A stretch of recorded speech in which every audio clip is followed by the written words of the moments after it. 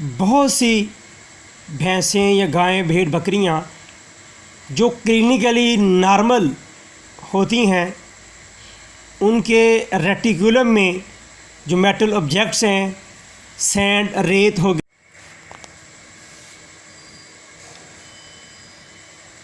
आज का जो फील्ड केस है, ये जो आप भैंस देख रहे हैं, अभी इसको खोल के आपको दिखाते हैं। तो बड़ा कॉमन केस है फॉरेन बॉडी केस या ट्रॉमेटिक रेटिकुलोपेरिटोनाइटिस या हार्डवेयर डिजीज़ भी इसको कहते हैं। ये देखें, पहले एक दफ़ा ज़रा थोड़ा सा नज़र देख लें, नज़र लगाएंगे तो ये जो बीमारी है सबसे पुरानी बीमारी है गाय की। गाय, भैंस, भेड़, बकरी में पाई जाती है। ख़ास तौर पर जो मेटल किस्म की धात की अशिया होती हैं, खाने से होती है। ख़ास तौर पर जो धात के तार के टुकड़े हैं, मशीनरी पार्ट्स हैं, मेटल डेब्रिस हैं, नेल, कोई कील है। ज़्यादातर केसेस में जो तार का साइज़ देखा गया है वो 5 से 15 सेंटीमीटर है, जिसका एक सिरा मुड़ा हुआ होता है और दूसरा नुकीला होता है। इसके अलावा हाइपोडर्मिक और ब्लड कलेक्शन की जो नीडल्स होती हैं वो अक्सर चारे में आ जाती हैं, जानवर खा लेता है। और ये जो चीज़ें होती हैं जो नोकदार ना हों, नुकीली ना हों,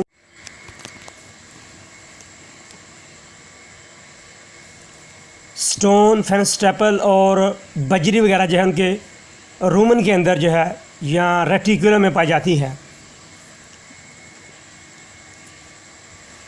इन धाती अशिया के खाने के 24 घंटे से 48 घंटे के बाद जो रेटिकुलम में है उसके अंदर ये चीज़ें जो हैं उसको प्रोपेल किया जाता है, धकेल दी जाती हैं। और ये सब चीज़ें जो हैं रेटिकुलर म्यूकोसा और ग्रेविटी की वजह से रेटिकुलम में वहाँ इंट्रैप फंस जाती हैं और वहाँ फिर परफोरेशन, जिसको हम कहते हैं छेद, आगे चुभना। जब ख़ास तौर पर भैंस या गाय का जो लास्ट ट्राइमेस्टर है, आखिरी जो महीने होते हैं 3, तो उस वक़्त क्योंकि यूट्रस का साइज़ भी बड़ा होता है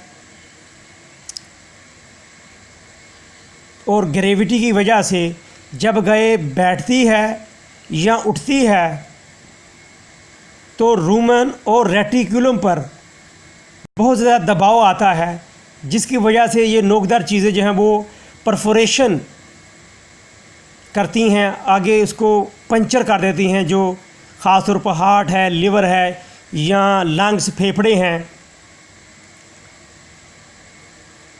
या वो बीमारी जिसमें टिनिस्मस या स्ट्रेनिंग जानवर ज़ोर लगाता है, ख़ास तौर पर पार्चुरेशन, जब भैंस वगैरह या गाय बच्चा देती है तो उस वक़्त जो एब्डोमिनल प्रेशर है वो ज़्यादा लगाना पड़ता है।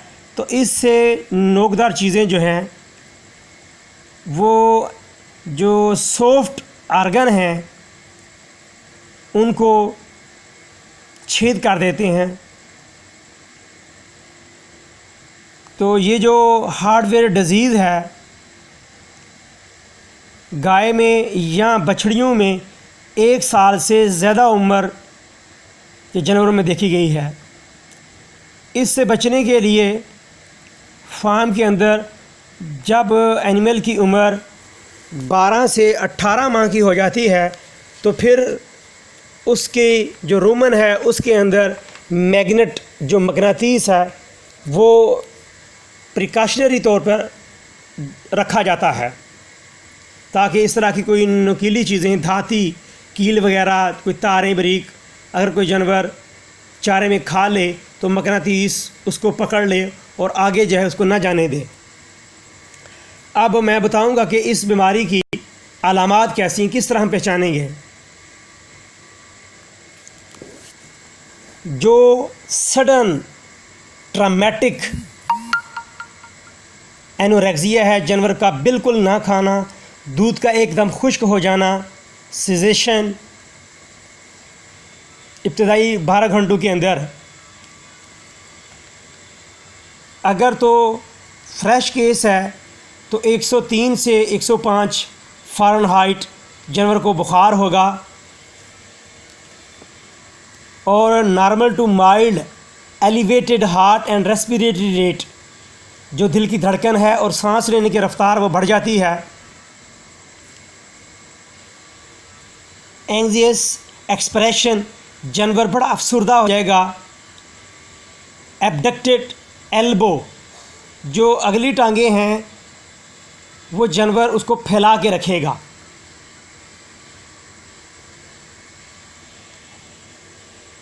जो रूमन है उसके अंदर, जिस तरह ये देखें, ये भैंस जो है इसके अंदर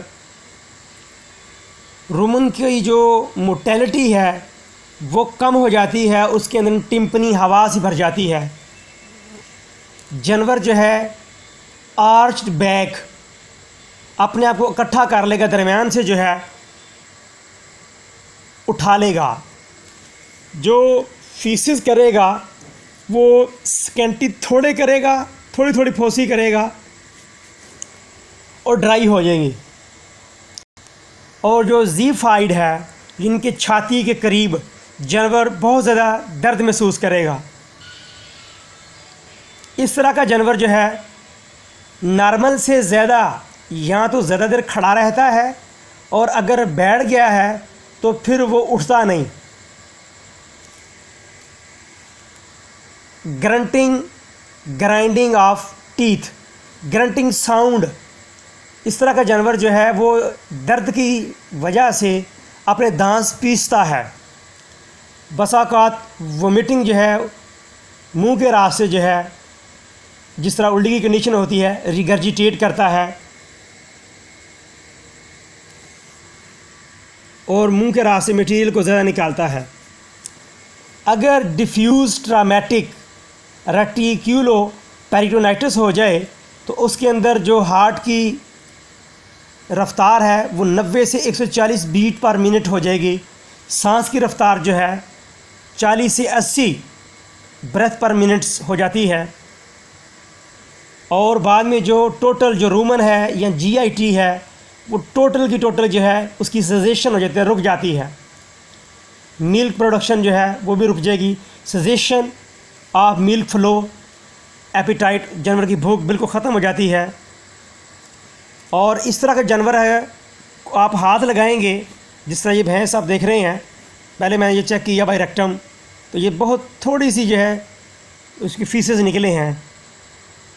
जो पीछे वाला धड़ है यम्बाडी का, इसके ऊपर जब आप हाथ रखेंगे तो आपको नॉर्मल से ठंडी महसूस होगी, टेम्परेचर, इसको बुखार नहीं होगा।